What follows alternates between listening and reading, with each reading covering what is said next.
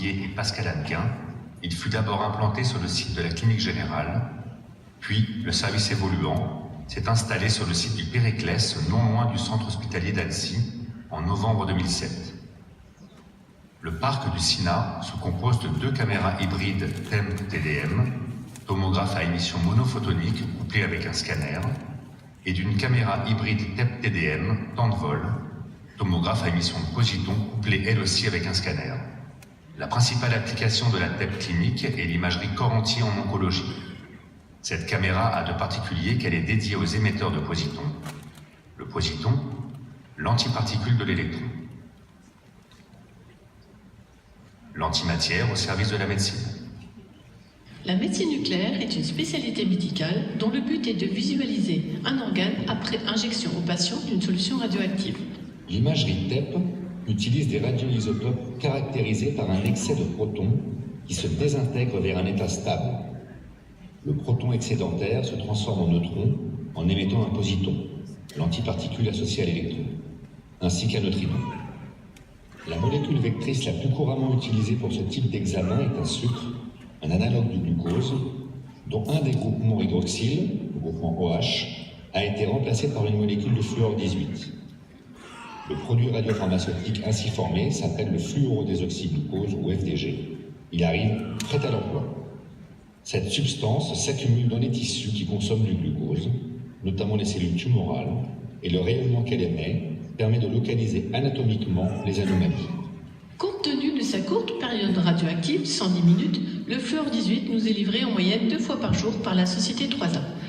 La caméra TEP est utilisée lorsque le radiotraceur est un émetteur de positons, l'antiparticule de l'électron. Le positon, en traversant la matière, va perdre presque toute son énergie cinétique par une succession de collisions ionisantes, soit un parcours moyen dans l'eau de 0,6 mm pour les positons du F18. Au repos, le positon interagit avec un électron du milieu, il s'annihile et les 2 particules se transforment en 2 photons gamma d'énergie de 511 keV chacun qui partent à 180 degrés l'un de l'autre. L'examen TEP repose sur la détection simultanée de ces 2 photons, que l'on appelle détection en coïncidence. On ne détecte pas directement le positon, mais les photons issus de son annihilation. La détection en coïncidence des 2 photons est réalisée par des couronnes de détecteurs placées autour du patient. Les cristaux sont de dimension de 4 par 4 par 20 mm, soit 320 mm3.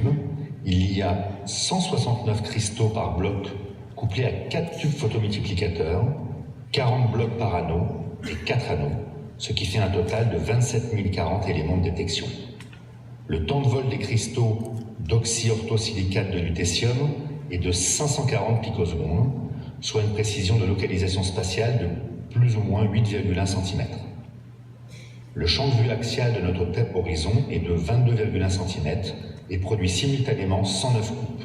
Comme le champ de vue axial de la caméra TEP est limité, l'acquisition d'un examen standard est réalisée en séquence, en déplaçant successivement le lit de manière à balayer le patient dans le champ de vue des détecteurs, du haut du crâne jusqu'aux cuisses. Sur cette caméra, pour un patient de taille moyenne, on réalise en général 7 lits de 2 minutes pour une durée totale moyenne d'examen de 14 minutes. Maintenant que nous avons vu comment détecter les photons, nous allons voir comment constituer l'image. Si 2 détecteurs reçoivent simultanément 2 photons, alors ils proviennent de la même annihilation. Cette annihilation doit se trouver sur la droite qui joint ces 2 détecteurs. Cette droite s'appelle la ligne de réponse.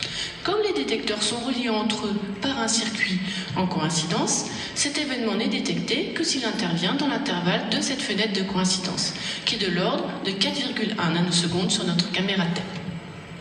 Cette méthode d'acquisition s'appelle la collimation électronique.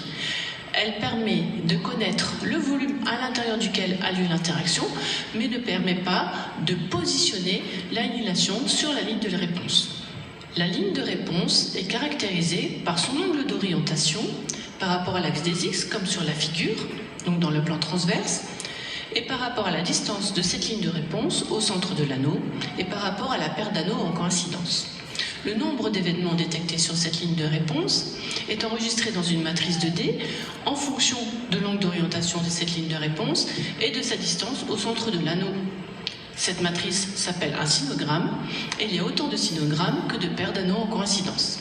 Un sinogramme contient l'ensemble des éléments de projection d'une coupe de l'objet.